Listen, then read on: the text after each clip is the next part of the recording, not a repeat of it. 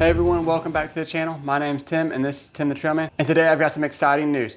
After 2 months, I've been waiting for my Baja Design upgraded fog lights that I sent in a couple months ago. I did a video on that, how you can do that too and get a free upgrade if they're the SAE Lights. I'll link that in the description. This is the final product that we're going to install today. I'll show you how to do that. Then I will show you the old video that I have of the original SAE Generation 1 compared to this, and let's see how they compare with light intensity, beam cutoff, just overall output. Couple important questions that you might have in the beginning. Like I mentioned already, it took me 8 weeks, but I did check their website has already been updated to 10 to 12 weeks. So if you ship them out, it's gonna be at least 3 months. They got a large order. Every time I called though, they were super helpful in telling me how long it would be. The second thing I know is it's not completely free. I did have to pay shipping to get it from Georgia to California. But hey, to get SAE fog lights, they retail for over $400, I believe. So I'll take that for $17 in shipping to California. The third, and I think the most important thing that I did learn through this process is the hardware that mounts up to the 4Runner that came in the original kit.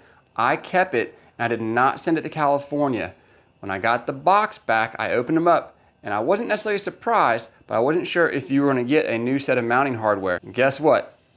I didn't. As a note to yourself, when you do send the SAE fog lights out, be sure to remove the hardware, keep it, and you're gonna have to keep track of it for 3 months. Okay, and the final thing that I can think of that is different between this light and the Generation 1 is this is not part of the U-Service kit, so you cannot remove this and change out the lens. This is their SAE design. It's not necessarily a fog or a spot. It's not a sport edition and it's not a pro edition. You can get them in amber and clear, I believe, so just look on the website and know that you cannot change this out once you order them. It is what it is for the SAE to be road legal. My old ones I ran on the road, I plan on running these on the road, and I'll let you know how it goes if I get a lot of high beam flashes or anything like that. But I know the Generation 1, I could run them all the time and no one ever cared about those. Okay, so let's get to the installation. Okay, for installation on mine's gonna be a little bit easier. If you don't have the Viper cut, you're gonna have to pull back the wheel liner.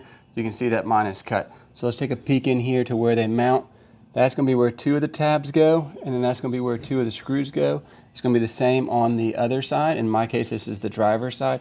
So here's those 2 tabs that will slide in, and that's the 2 slots where the 2 screws go. So let me put that in, and I'll show you the final product. Okay, so this is what the final install looks like from the front.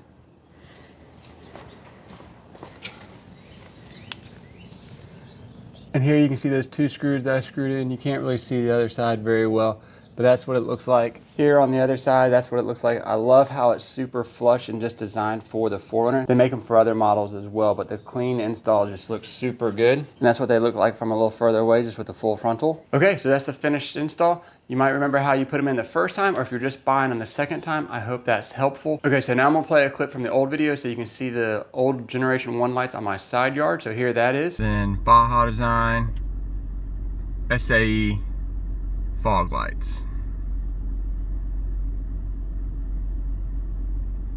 Okay, so that's the same Morimoto 2-stroke 3.0 LED low beams, and then here is the brand new Baja Design SAE fog lights.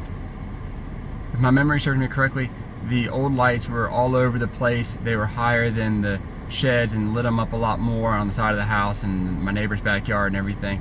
So you can tell that these have a much more distinct cutoff, just like this. So let's head on to the streets and let's see what happens. I want to give a quick shout out to my patrons. Thank you for your support. It means a lot to me and the channel. And if you'd like to be a patron too, please head on over to patreon.com/Tim the Trailman. And if you'd like to see more content like this, please hit that thumbs up button, the subscribe button, and thank you for watching.